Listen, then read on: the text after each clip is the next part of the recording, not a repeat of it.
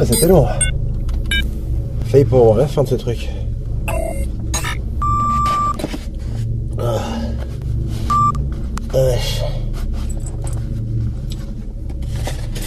Alors.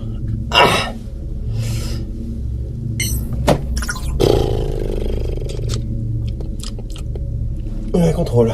Oui. Des nouvelles? Tous les systèmes sont opérationnels. Est-ce que vous pourriez me faire un cappuccino? Bien sûr. Paf. Toujours aussi impressionnant.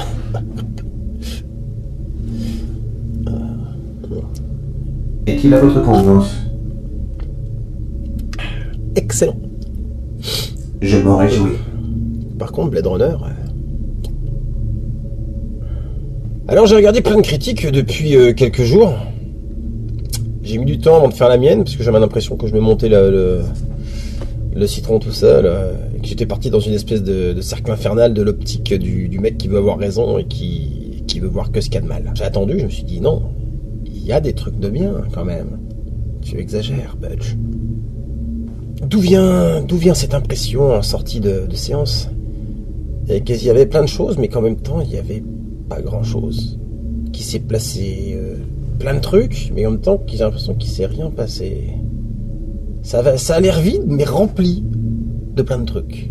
Alors j'ai l'impression rapidement, alors pour aller vite, mon impression c'est qu'il est lent et irréel. Le irréel c'est un mot, plus j'y réfléchis, plus je m'aperçois que le truc est irréel en fait. L'histoire est inutilement complexe. Comme j'avais prédit, ils se sont enquiquinés avec des imbrications d'intérêts et d'intrigues diverses et variées. Bon, c'est pas un blockbuster comme j'avais prédit. Ça explose pas tous les 5 minutes. Ça explose un peu. L'ambiance est irréelle. Et puis il y a trop de blanc. C'est blanc, c'est tout le temps blanc. Les décors sont blancs. Et c'est énervant ça aussi. Qu'est-ce qu'il y a d'autre? Le son est très bon. Mais la musique, je me souviens même pas qu'il y en ait eu une en fait. Le gros défaut, c'est qu'il n'y a pas d'immersion à pied dans Los Angeles. C'est quand même dommage, Los Angeles étant, je pense, le premier personnage de Blade Runner. Pour résumer, je dirais que c'est un mélange d'Elysium, le film de Neil Blomkamp, et de Total Recall, celui de 2012. Le pas bien, avec Colin Farrell. Il était pas bien celui-là. Beau, mais pas bien. Beau, blanc. Maintenant, si vous voulez plus de détails, alors on va rentrer dans les détails. Blade Runner. 35 ans plus tard, 35 ans de film plus tard, on peut dire que le sujet est largement éculé, quoi. Et je me demandais s'il pouvait bien y avoir de dire encore, qu'est-ce qu'on peut dire de plus après, à la volée, hein, parce que j'en ai repéré que quelques-uns. Hein. Après The Island, Clone, avec Bruce Willis. À l'aube du 6e jour, il y a plein de singes, tiens, c'est un peu le même sujet, mais c'est juste que c'est des singes, c'est fou. Ghost in the Shell, évidemment. Robocop. IA. Voilà, ça c'est le top. Alors là, on est au top, c'est exactement le même sujet. iRobot, Gattaca, Aeon Flux, Elysium, encore une fois. Et puis même d'une certaine manière, Chappie, le film qu'il a fait après, ça ressemble aussi.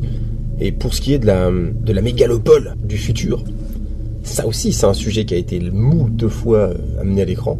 Alors, Minority Report, Judge Dredd, Elysium, Coruscant de Star Wars, Star Trek, le Total Recall de 2012. J'ai rien, mais il ressemble énormément. Et Immortel, le fameux film raté d'Enki Bilal. Et surtout, ça. Ouais. Putain. Merde. Ça. C'est des gros immeubles. Voilà. Là, il y a du béton. Là, c'est immense. Là, c'est la démesure. C'est crade. Il y a des punks dans la rue. Ça se tue. Il y a du sang. C'est dégueulasse. Il y a des immeubles qui... Tu peux même pas voir le ciel tellement ils sont énormes. Voilà. Et au lieu de ça, on a ce que j'ai vu là, un truc peinard quoi. Les mecs ils prennent pas de risque quoi. Ouais. Alors, l'ambiance, c'est beau. Ah c'est beau. C'est même trop beau d'ailleurs. Ça en devient même un défaut. Parce que ça devient encore une fois irréel. Excusez-moi avec ce mot, je reviens tout le temps avec ce mot, mais on n'a pas l'impression d'être dans la réalité quoi. C'est bienvenue à Gattaca quoi, tu vois, c'est le truc tout lissé, superficiel, tout est propre. Pas un chewing-gum par terre, pas un tag, pas un poster, rien. Le mec chez lui il a pas de poster, il aime rien visiblement. Et même chez les flics, il n'y a rien au mur. Il n'y a rien. Les murs sont tous blancs, il n'y a rien. Personne n'a de hobby dans la vie. Je suis désolé, mais dans le premier Alien, il y avait des photos de cul au mur. Au niveau de l'ambiance, le problème c'est qu'on se projette beaucoup trop ailleurs que dans la ville. Tantôt à la campagne, tantôt à la mer, tantôt dans le désert. Mais putain, on veut Los Angeles. On n'est pas venu voir Le bonheur est dans le pré. On veut Los Angeles, on veut du béton, on veut de la ferraille. C'est compliqué. Les décors, c'est tantôt commissariat tout blanc aseptisé, tantôt Las Vegas, c'est orange. Mais 2 jours. Donc, de toute façon, tantôt à la ferme du mec au début avec le ciel tout blanc encore une fois. Tantôt à la déchetterie. Alors ouais, c'est post-apo, mais c'est pas ce qu'on est venu voir. On est venu voir Blade Runner. Et puis encore une fois, il fait toujours le ciel est tout blanc. Enfin, c'est tantôt chez Wallace aussi avec son espèce de décor épuré et irréel. Encore une fois, le décor de chez Wallace, c'est complètement anti-cyberpunk par excellence. Et c'est le même décor qu'il y avait à la fin dans Iron Flux. Pour ceux qui ont vu le film. D'ailleurs, il y a un truc qui est bizarre dans ce film, c'est qu'on rencontre pas la population. Il n'y a pas de gens. Il y a 2 scènes d'immersion dans la ville. 2. Une fois quand il rentre chez lui, une fois quand il va chez les putes. C'est tout. Et on rencontre pas tant de monde que ça. Et où est la surpopulation? Vous avez vu le bureau de chez Wallace? Il n'y a personne. Il y a un mec à l'accueil. Une nana qui fait secrétaire, tueur à gages, probablement objet sexuel, on sait pas quoi elle sert à tout elle. Et puis il y a lui. 3 personnes, 3. Et c'est Wallace Industries, c'est censé être le truc, ils vendent tout, ils ont tout dans le film. Ils vendent les programmes, les trucs, c'est l'équivalent de Microsoft, quoi. Alors l'histoire, elle est irréelle. Techniquement, ce film ne nous apprend rien de nouveau. On n'apprend rien. Enfin, si, il y a un truc qu'on apprend. C'est comment ils naissent, avec dans le papier film, comme ça. Il y a une espèce de cellophane, puis ils glissent, puis ils naissent. Quand j'ai vu la scène là dans la bande-annonce, ce qui est bien dommage qu'on la voit dans la bande-annonce, encore une fois, le film, lui, ne nous apprend rien, ça c'est sûr. Les personnages sont mal développés, ils sont tous dans le symbolisme, la pose, la gravure le tableau de maître, toujours ça. Encore une fois, ce que je disais sur le truc au départ, c'est beau, mais quand c'est trop bien fait, c'est que ça devient irréel, on n'est plus dedans, quoi. En gros, le film, c'est un peu de Covenant et un peu d'Elysium au niveau de l'histoire. Covenant avec le côté, il y a un personnage qui se prend pour Dieu. D'ailleurs, c'est pas un hasard, puisqu'il se trouve que dans le film, il y a Michael Green qui a fait le scénario de Covenant. Si. C'est celui-là qu'ils ont pris. Moi, je pensais que le mec était mort. Enfin, non, mais je pensais qu'il l'avait joué à la Joe Pesci dans un champ de maïs, moi, je pensais. Ouais, Michael, viens voir. Ouais, il est bien ton film. Tiens voir, t'as vu, regarde, il y a un trou, là. Bah, batte de baseball dans les genoux. On n'en parle plus. Moi, je pensais que c'était comme ça que c'était passé, quoi. Le mec est encore là. Et il co-scénarise Blade Runner. La mise en scène, comme je disais, donc c'est des tableaux de classiques. C'est avec des poses, tout est dans le symbolisme. Ça s'appesantit sur des choses inutiles, alors qu'il y aura plein de choses à développer qu'il ne développe pas. Et il y a des plans très longs, comme quand il arrive à Las Vegas. Il va voir Harrison Ford. Alors déjà, on le sait qu'il y a dans la bande-annonce qu'on va le voir. Donc il n'y a pas de surprise. Donc, pourquoi vous faites mariner pendant 2 heures? Là, je marche doucement. Il y a des abeilles. Oh, il y a un escalier. Oh, il y a une porte. Oh, il y a un mec avec un flingue. Bah oui. Oh là là, les mecs, c'est bon, on a compris. C'est long. C'est beau, mais c'est long. C'est chiant. Au niveau de la mise en scène de la ville, je trouve que c'est un peu pauvre. Moi, j'aurais vu plus de grandiose. Voilà, pas besoin de trop chercher sur internet pour trouver des gens qui ont fait qui ont eu des visions de mégalopole plus puissantes que ça. Tout est explicité aussi. C'est très explicite, les personnages disent ce qu'ils pensent, comme la scène où la pute met un mouchard dans la poche du blouson. Il n'y a pas besoin de le montrer, ça. On aurait pu nous le faire découvrir après, ce qui aurait fait un élément de surprise. Oh, merde. On voit venir le truc, quoi. On voit venir le fait que les flics l'ont suivi. Alors, si t'ajoutes à ça ce que t'as déjà vu dans la bande-annonce, tu peux m'expliquer la scène, qu'est-ce que tu sais pas? Mais on sait tout, quoi. On sait tout. 0 surprise. C'est hallucinant. Mais attendez, c'est pas le pire. Je n'ai pas encore enclenché le bouton rouge. Alors les dialogues, c'est dégueulasse. C'est horrible. Indigeste. C'est de la prose, de la citation philosophique, de la réflexion métaphysique systématique. Il n'y en a pas un seul qui parle des anecdotes du quotidien. Tiens, quand il discutait avec la meuf, ils auraient pu... Tu sais, la pute, là, il aurait pu dire moi j'aime bien les nouilles chinoises, tu vois. Je trouve ça très bon. C'est con, mais ce genre de détails font qu'on va vers la personne, on la comprend, on dit mais moi aussi j'aime bien les nouilles. C'est des choses très importantes, ça n'a pas l'air. mais de développer des petits trucs, comme l'histoire des posters qu'il n'y a pas. Il aurait pu très bien avoir un poster d'ACDC dans sa chambre. Il est censé avoir des souvenirs, le mec. Donc ça se trouve qu'on lui a fait des souvenirs comme quoi il aime bien la musique, je sais pas. Non. Apparemment, j'ai pas l'impression qu'on lui a mis des souvenirs dans la tête. Hein. J'ai l'impression qu'il a rien dans la tête. Je sais pas, la commissaire qui le reçoit dans son bureau, tu vois, juste avant. Hey, salut Robert, ça va le pied au fait? Ouais, tranquille. Ah, on se fait une bouffe, salut. Ah, KD6, vous êtes là? Non, rien. Elle l'attend dans son bureau. Et puis c'est tout. Elle a pas d'autre projet dans la vie. Alors au niveau des personnages, le KD6 il est pas mal. Franchement, j'ai bien aimé. Il est impressionnant. On sentait la première scène quand il traverse le mur que le mec il a été quand même fabriqué pour résister au coup. Quoi. Il y a une émission, je crois que c'est France Inter qui disait qu'il refaisait Drive mais avec des voitures qui volent. D'ailleurs, au passage, on apprend dès le début du film, mais très rapidement. D'ailleurs, c'est la seule surprise du film que c'est un répliquant en lui-même. Bon, moi les choses sont claires là. Mais c'est une surprise parce que je le savais pas moi. C'est la seule surprise du film. Vous l'avez au bout de 3 minutes du film. Voilà. Comme ça c'est fait. Les personnages, bah t'as quoi? T'as la blonde, elle sert à rien. Le commissaire là. Commissaire à rien. Commissaire à rien. La nana, elle se fait chier dans son bureau. Voilà, elle attend qu'il arrive, il lui parle. On dirait qu'elle le drague d'ailleurs, on sait pas trop. C'est un jeu, elle est un peu bizarre. Alors on lui pose évidemment des questions métaphysiques. Sur le sens de l'existence de Dieu et tout. Ils peuvent pas parler de choses simples. Non, pas possible. Toujours elle boit un whisky aussi. T'as pas remarqué, elle se fait des verres de whisky tout le temps. Et c'est marrant parce que Descartes aussi boit du whisky dans le film. Clin d'œil des réalisateurs. Waouh, haute performance, on n'avait pas compris. On peut reconnaître les humains à ceux qui boivent du whisky. Waouh. Le niveau du film. D'ailleurs, au niveau de la police, on se demande ce qu'elle fout, quoi. Parce qu'à part traquer un fermier plutôt pacifique au début du film, vouloir descendre un enfant issu de Descartes, enfin, genre, c'est pas très cool de tuer un enfant, normalement. Enfin, je me demande à quoi ils servent. Il y a un paquet d'incohérences sur la police même. Comment la nana, elle arrive à rentrer à la morgue? Elle est fouillée dans les os, personne lui demande rien. Quand le mec arrive, elle lui explose la gueule. Personne lui dit rien. Elle ressort de là, personne lui dit rien. Elle revient un autre jour. On l'a pas reconnue, hein, c'est pas elle, non. Elle monte, ça va, pas de caméra. Elle va dans le truc du commissaire. Ça va, commissaire? Elle lui pète une main, elle lui explose la gueule. Elle tue 2 flics dans le commissariat, personne ne lui dit rien. C'est quoi ce film? Qui d'ailleurs, je trouve ça un peu bizarre d'ailleurs de confier une affaire sensible qui concerne, qui est très anti-répliquant à un répliquant qui pourrait très bien retourner sa veste au dernier moment contre les humains. D'ailleurs, c'est ce que KD6 fait. Donc, comme quoi elle a eu tort. D'ailleurs, elle lui demande alors c'est fait? Puis il lui dit ouais, c'est fait. Ah bah c'est cool, une affaire réglée. Je sais pas si vous vous souvenez de la scène du début, mais quand ils retirent un répliquant, ils enlèvent un œil, ils prennent la coordonnée de l'œil et ils la scannent optique dans un scanner.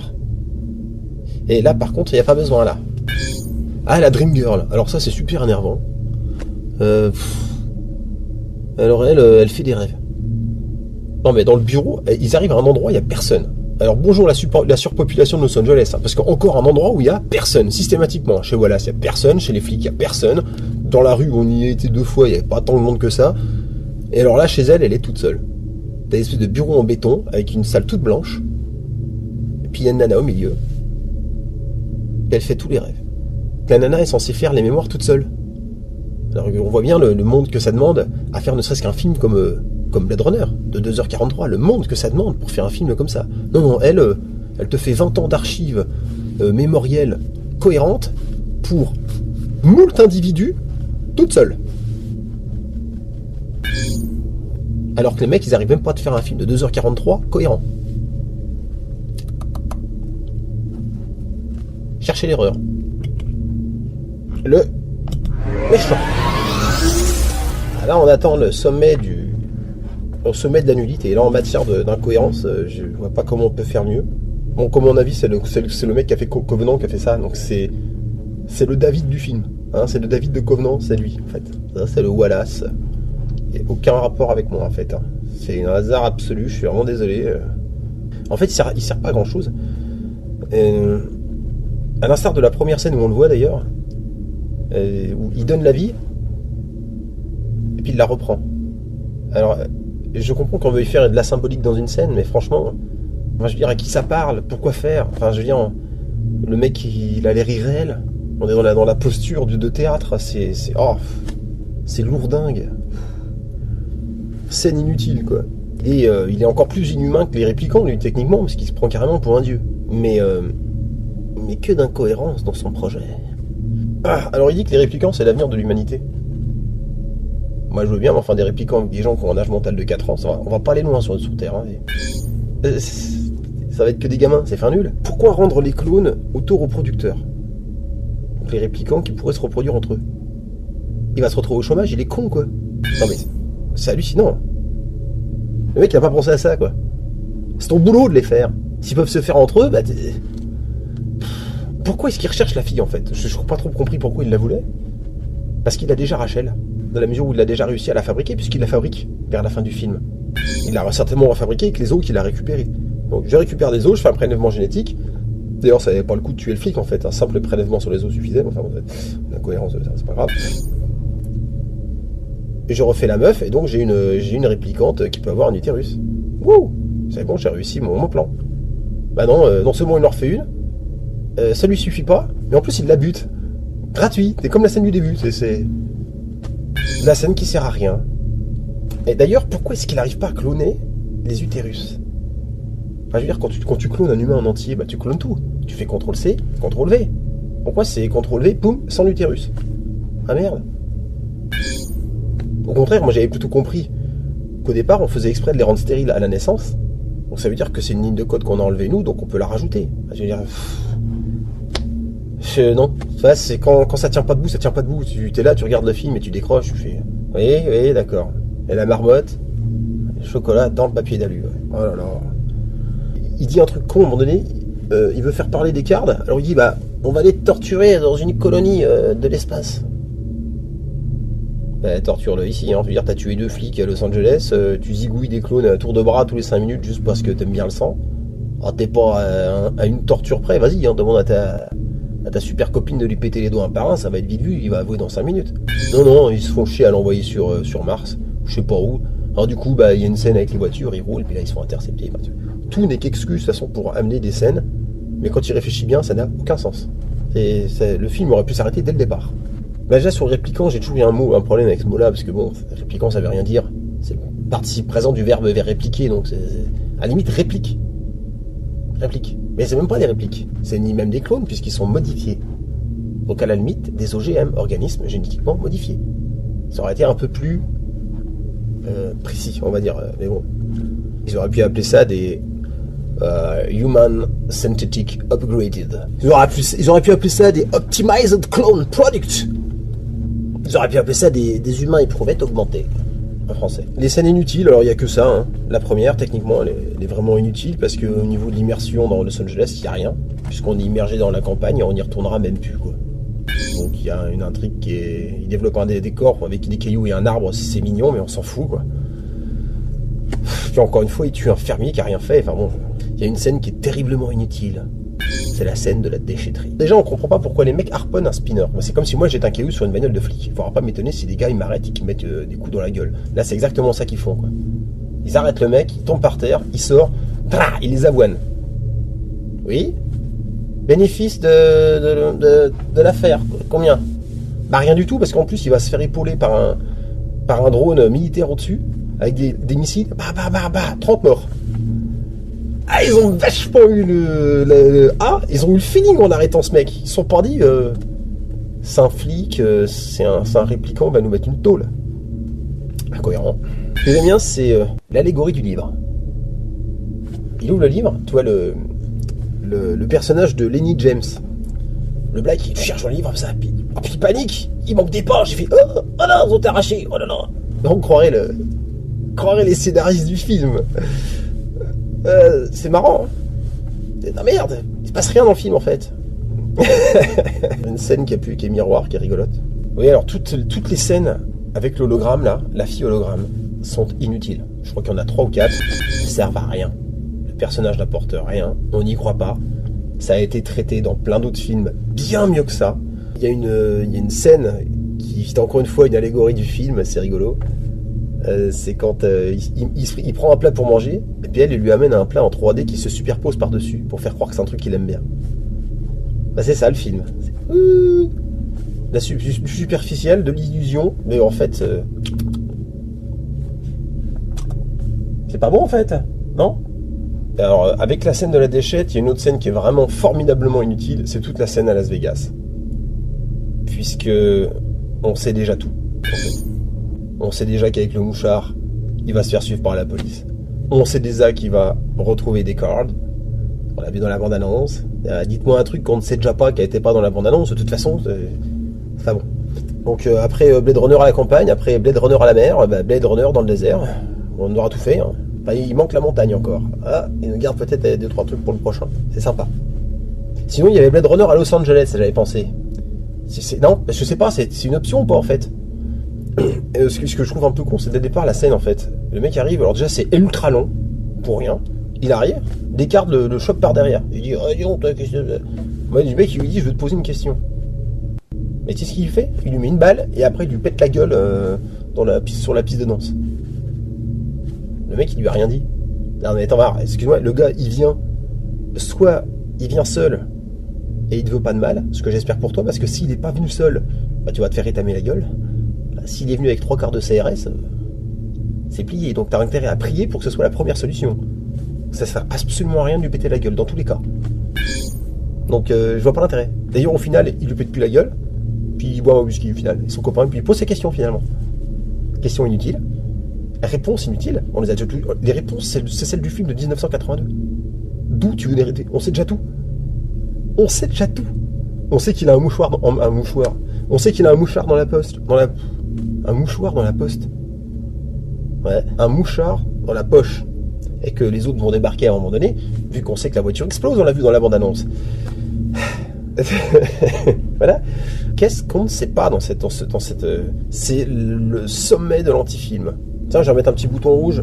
Parce que ça, c'était de la scène vraiment inutile. Tiens, en matière de scène inutile, il y avait la scène avec Edward James Olmos, l'acteur du premier avec le chapeau. Et il revient, ils sont dans une maison de retraite, il vient l'interviewer. Alors, tu sais où il est? Non, je sais pas. Fin.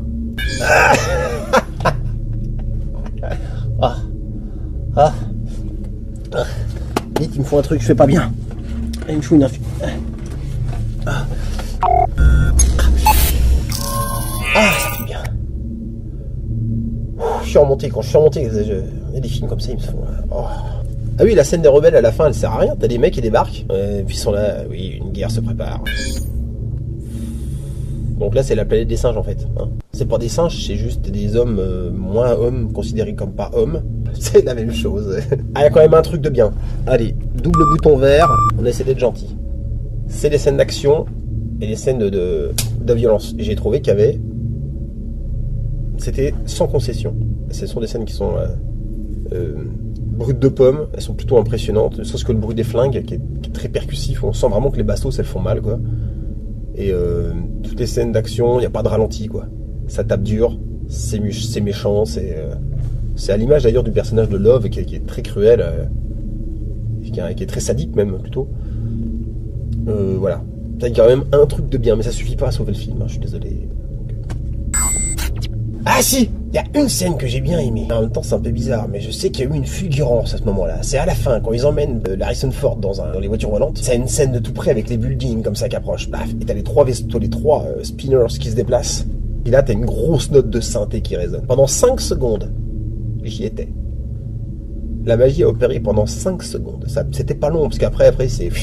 Ils vont à la mer, je sais pas, sauver Willy, on sait pas pourquoi. Enfin, bon, bref, ils pouvaient pas rester à Los Angeles. Là, on était bien là.